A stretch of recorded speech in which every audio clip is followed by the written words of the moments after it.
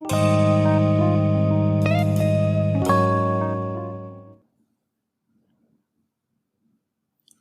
दोस्तों स्वागत है आप लोगों का पथ निर्माण चैनल पे, जहाँ पे आज हम लोग एप्लीकेशन ऑफ डेरिवेटिव के बारे में पढ़ेंगे। किसके बारे में? Application of derivative.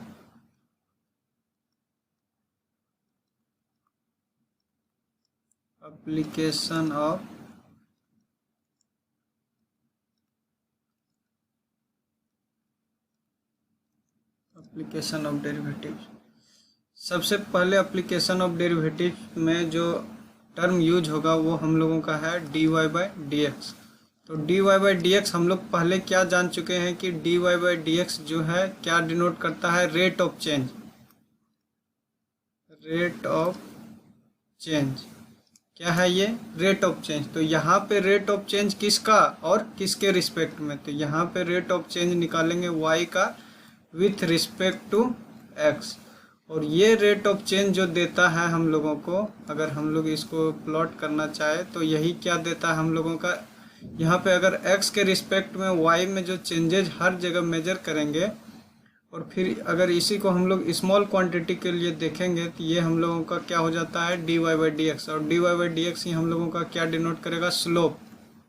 और स्लोप को ही हम लोग किससे डिनोट करते हैं? अगर कोऑर्डिनेट एक्सिस पढ़े हुए हैं तो उसमें हम लोग इसको डिनोट करते हैं टेन थीटा से। किससे डिनोट करते हैं? टेन थीटा से। तो यहाँ से हम लोग सिंपली क्या लिख सकते हैं? dy by d x is equal to ten theta. तो जब भी हम लोग dy बाई डी एक्स देखें तो उस पर्टिकुलर पॉइंट पे जो उसका स्लोप होगा वो हम लोगों को टेन थीटा से मिलेगा। तो ये हम लोगों का है।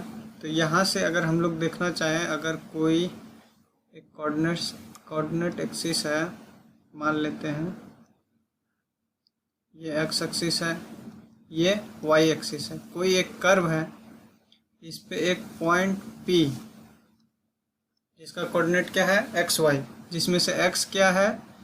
इसका ओरिजिन से जो ये डिस्टेंस है ये x डिस्टेंस है, और x एक्सिस से परपेंडिकुलर डिस्टेंस जो ये है इसको y से डिनोट करते हैं।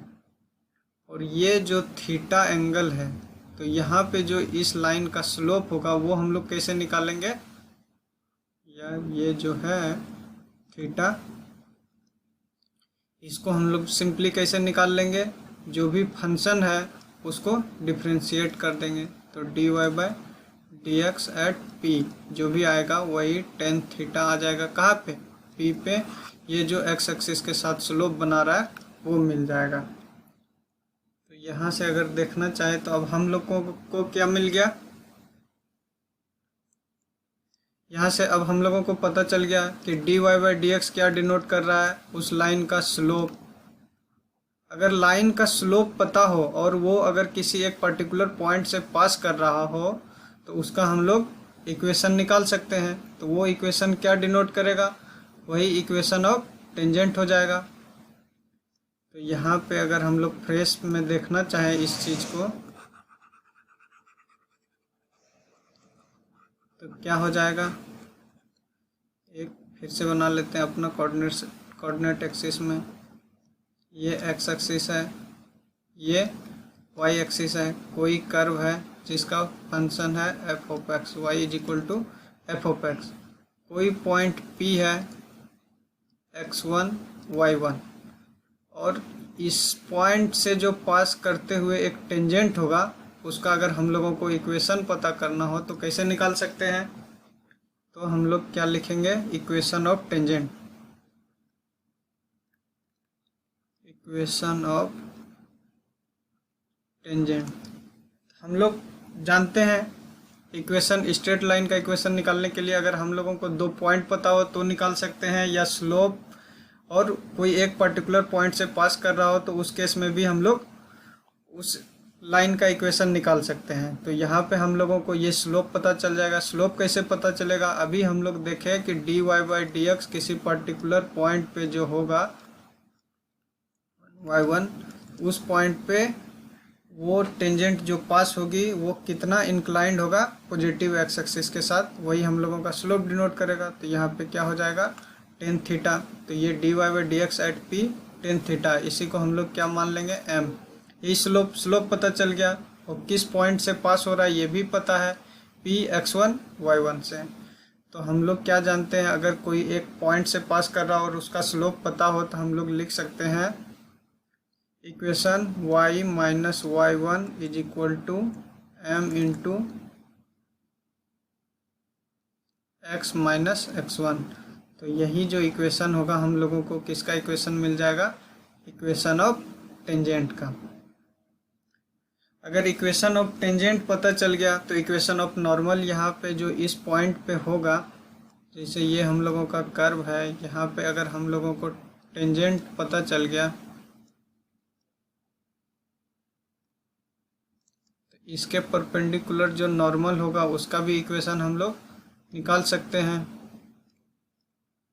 वो कैसे निकालेंगे, तो अब हम लोग क्या निकालेंगे, इक्वेशन ऑफ नॉर्मल। सबसे पहले हम लोग जानते हैं क्या, जब दो लाइन एक दूसरे के परपेंडिकुलर हो तो उस केस में क्या जानते हैं, उसके स्लोप का कुछ रिलेशन होता है। स्लोप का रिलेशन क्या होता है, दोनों के स्लोप का प्रोडक्ट जो होता है वो -1 के इक्वल होता है। ये कैसे होता है, ये आप कोऑर्डिनेट के वीडियो में जाकर के या स्ट्रेट लाइन के वीडियो में जाकर के देख सकते हैं। तो यहाँ पे अगर मान लेते हैं हम लोग एक का इक्वेशन पता है, एक का स्लोप m2 पता है, वो क्या है m है, तो हम लोग यहाँ m1 हम लोग यहाँ से इजीली निकाल सकते हैं। तो m1 इंटू m क्या हो जाएगा, m2 हो गया, m इज इक्वल टू -1, तो यहाँ से m1 क्या हो जाएगा, -1/m। तो यहाँ से और हम लोग क्या लिख सकते हैं, m1 is equal to -1/dy/dx at p, जो क्या है x1 y1। अगर हम लोगों को फिर से वही बात, स्लोप पता हो और कोई एक पर्टिकुलर पॉइंट से पास कर रहा हो तो उसका इक्वेशन हम लोग सिंपली निकाल सकते हैं। किस फॉर्मूला से निकालेंगे, तो वही जो हम लोगों के पास है y minus y1 into y minus y1 is equal to -1/m, क्योंकि ये स्लोप अब हो गया, या हम लोग इसको पहले सिंपल लिख लेते हैं, स्ट्रेट लाइन का स्लोप और पॉइंट पता है, तो उस केस में इक्वेशन क्या हो जाएगा, y minus y1 is equal to m1 into x minus x1। ये स्ट्रेट लाइन का इक्वेशन हुआ, और m1 यहाँ पे किसके इक्वल है, -1/m के इक्वल। तो हम लोग यहाँ से क्या लिख सकते हैं, y minus y1 is equal to -1/m into x minus x1। तो ये हम लोगों का सेकेंड इक्वेशन ऑफ नॉर्मल पता चल गया। अब कुछ इम्पोर्टेंट पॉइंट यहाँ पे हम लोग नोट कर सकते हैं। तो हम लोगों के पास है equation of tangent. Equation of tangent क्या है, इक्वेशन ऑफ टेंजेंट क्या है, अगर पॉइंट स्लोप पता था dy/dx एट p क्या था m, स्लोप पता था, पॉइंट पता था x1 y1। इस कंडीशन में टेंजेंट का जो इक्वेशन आया था क्या आया था, y minus y1 is equal to m into x minus x1। और नॉर्मल का क्या इक्वेशन आया था, y minus y1 is equal to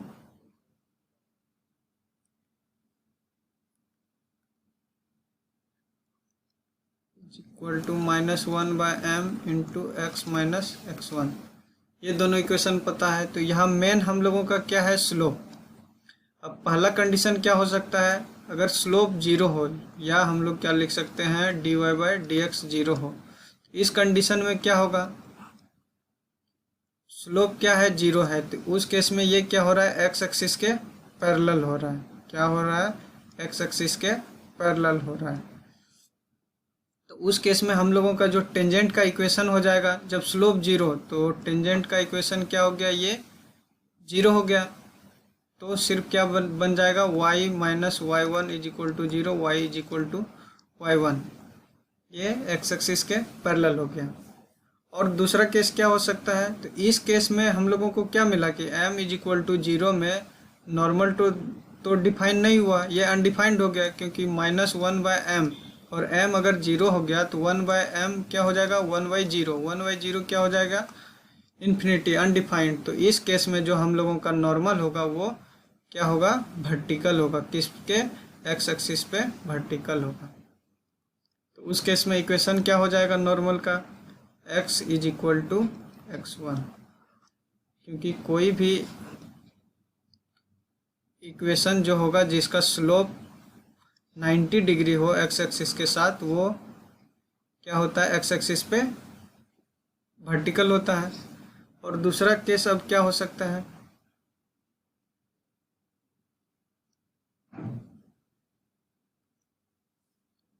if d y by d x क्या हो जाए, अनडिफाइंड हो जाए, क्या हो जाए, अनडिफाइंड। तो इस केस में क्या हो जाएगा, हम लोगों का टेंजेंट जो होगा वो वर्टिकल हो जाएगा, टेंजेंट। तो इस केस में अगर d y by d x is equal to infinity हो तो इस केस में टेंजेंट क्या हो जाएगा, वो एक्स एक्सिस के परपेंडिकुलर हो जाएगा।